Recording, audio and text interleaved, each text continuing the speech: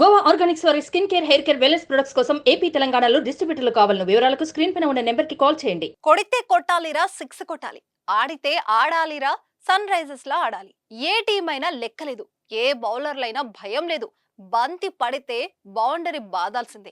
అది సిక్సా, ఫోరా తర్వాత విషయం. బౌండరీ లైన్ మాత్రం దాటడమే లక్ష్యం. ఇప్పటికే సుడిగాలి ఇన్నింగ్స్లతో ప్రత్యర్థులకు దడ పుట్టించిన హైదరాబాద్ జట్టు మరోసారి శివాలెత్తింది. సొంత మైదానంలో లక్నోకు చుక్కలు చూపించింది. కాటేరమ్మ కొడుకులు ఉప్పల్లో ఉతికారేశారు. ఓపెనర్స్ హెడ్ అభిషేక్ శర్మ వీర బాదుడు బాదాడు. 116 పరుగుల లక్ష్యాన్ని కేవలం 58 బంతులోనే, అంటే 9.4 ఓవర్లలో ఛేదించి కొత్త రికార్డు సృష్టించాడు.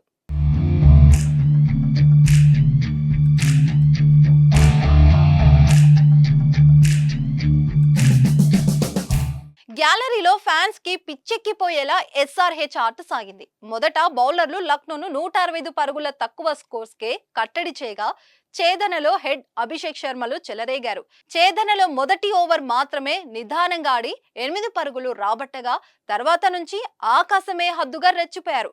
తర్వాతి ఓవర్లలో వరుసగా 17, 22, 17, 23, 20, 19, 17, 14, 10 పరుగులు బాదారంటే వారి విధ్వంసాన్ని ఒక్కసారి అర్థం చేసుకోవచ్చు. అభిషేక్ శర్మ 28 బంతుల్లో 75 పరుగులు సాధిస్తే, హెడ్ 30 బంతుల్లో 89 పరుగులు సాధించాడు. హెడ్ అర్ధ సెంచరీ మార్కును 16 బంతుల్లో, అభిషేక్ 19 బంతుల్లో అందుకున్నాడు. ఈ తుఫాన్ ఇన్నింగ్స్ తో హైదరాబాద్ తన పేరిట కొత్త రికార్డులను రాసుకుంది. 150కి పైగా పరుగుల ఛేదనను అత్యంత వేగంగా పూర్తి చేసిన జట్టుగా నిలిచింది. అలాగే పవర్ ప్లేలో 107 పరుగులు బాది కొత్త రికార్డు సెట్ చేసింది.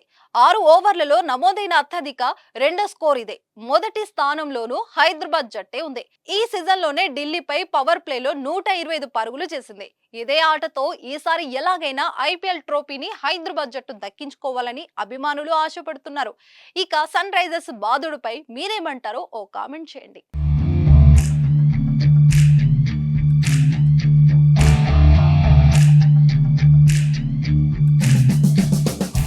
సుమన్ టీవీలో మీ పర్సనల్ అండ్ బిజినెస్ ప్రమోషన్స్ కోసం కింది నెంబర్కి కాంటాక్ట్ చేయండి.